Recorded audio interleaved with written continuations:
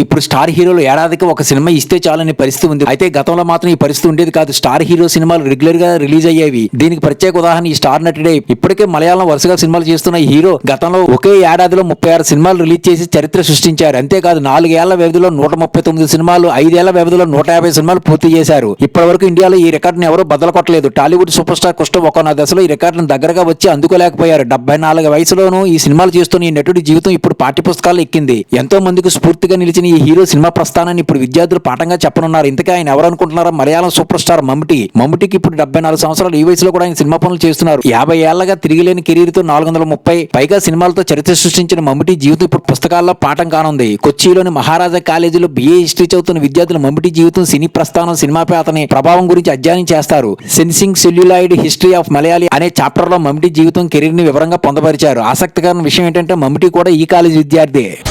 Like, subscribe చేయండి.